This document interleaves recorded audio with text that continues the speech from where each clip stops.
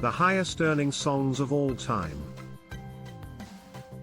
Imagine if you could write one perfect song that would earn enough money for you to live like royalty for the rest of your life. Such is the case for many of the songwriters on this list, but, being talented geniuses, they kept on working for the love of the music rather than packing it in and retiring in style. In some cases, a cover became far more successful than the original song. That might cause a little sting for the true owner, but the massive yearly royalty checks are probably an effective salve. Every Breath You Take by Sting. Sting wrote the hit song Every Breath You Take while he was performing with the Police in 1983.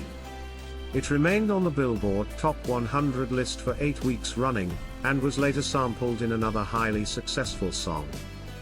Sean Combs, then known as Puff Daddy, created the song I'll Be Missing You in memory of his friend and rapper the Notorious B.I.G. This version of the song made $7 million alone, and the original version by the Police still makes an estimated $730,000 per year.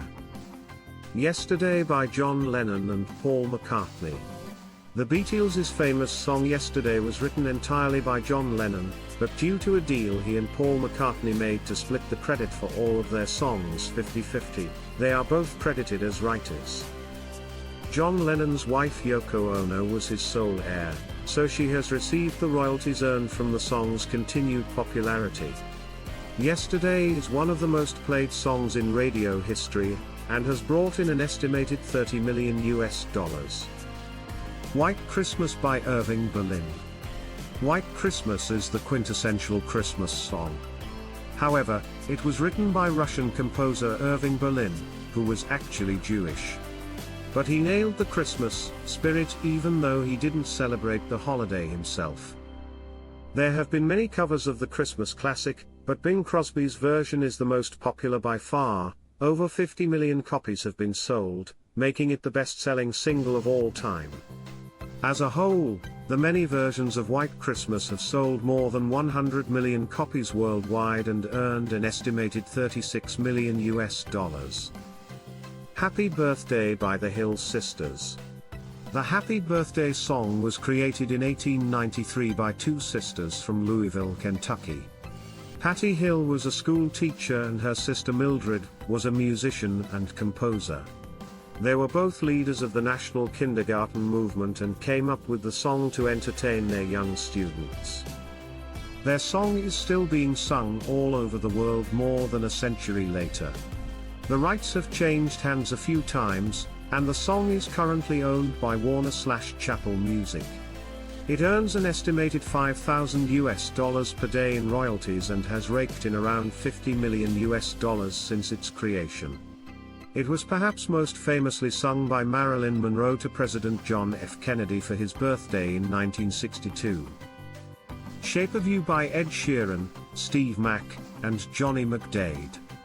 Ed Sheeran's 2017 song Shape of You is one of the best-selling songs of all time, which is particularly impressive considering how recent it is compared to some of the others on this list. It hasn't even had the chance for a comeback yet. Co-written with British musicians Steve Mac and Johnny McDaid, Shape of You sold 42 million copies. Sheeran also won the Grammy Award for Best Pop Solo Performance with this song. Candle in the Wind by Elton John and Bernie Taupin. Elton John and his writing partner, Bernie Taupin, wrote the song Candle in the Wind in 1973. It was originally written about the death of Marilyn Monroe, but John updated it after the death of another female icon, this time a dear friend. After Princess Diana was killed in a car accident in 1997, Elton John rewrote the lyrics and dedicated the song to her.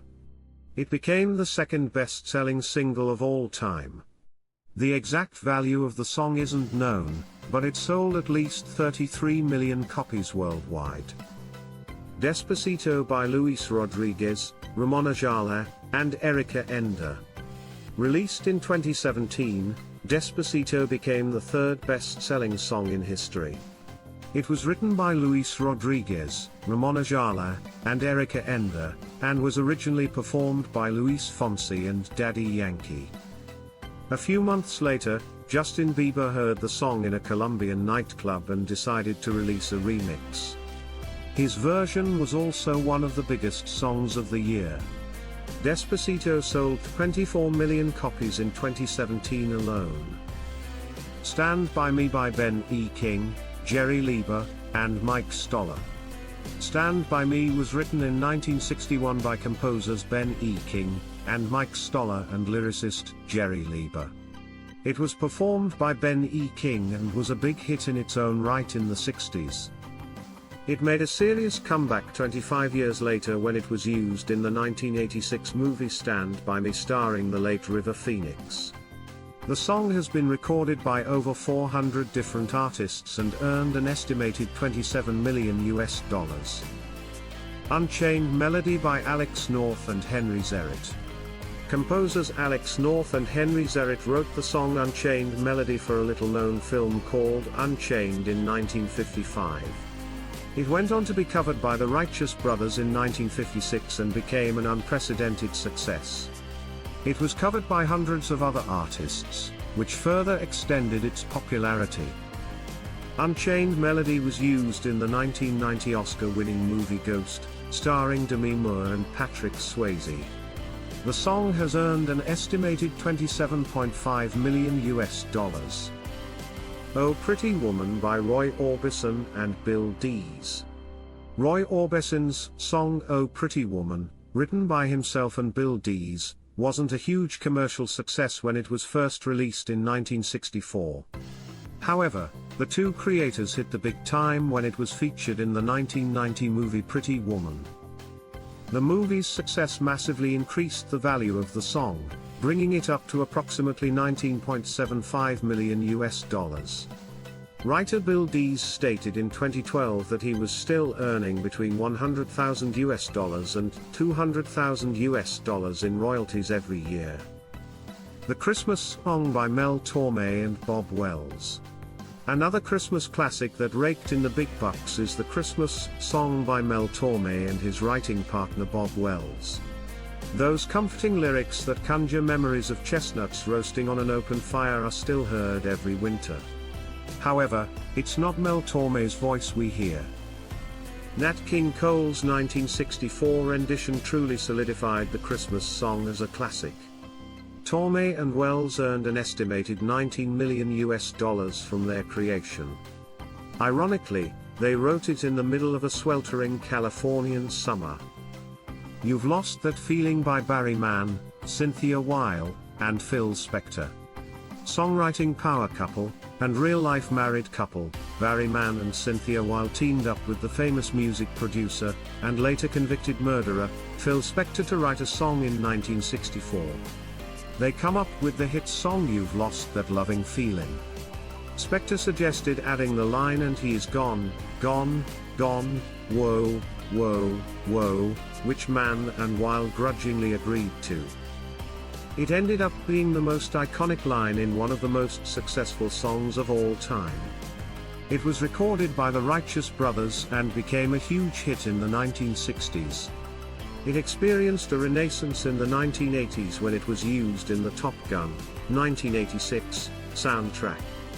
It has been covered by more than 2,200 different artists and is estimated to have earned $32 million. I Will Always Love You by Dolly Parton.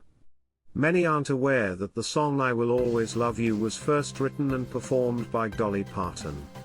She wrote it in 1973, and it reached #1 on the Billboard Hot Country Songs chart, twice in 1974 and again in 1982. In 1992, Whitney Houston covered the song for the soundtrack of her movie The Bodyguard, and it quickly became one of the best-selling singles of all time. It sold 24 million copies, and earned millions for Dolly Parton. In the Summertime by Raymond, Dorset. In the Summertime was a song released by British rock band Mungo Jerry.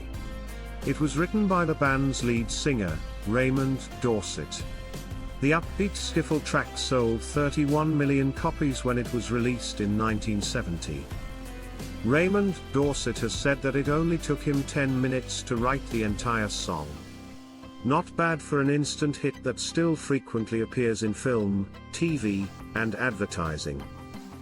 Santa Claus is Comin' to Town by Haven Gillespie and Fred J. Coots. Santa Claus is Comin' to Town was written by Haven Gillespie and Fred J. Coots in 1954. Within a few days of its release, more than 400 copies of the sheet music had been ordered. The song has been covered countless times over the years, but some of the most successful covers were performed by Bing Crosby, Mariah Carey, and Bruce Springsteen. It has earned an estimated $27 million. Thanks for watching. Subscribe our channel for more videos.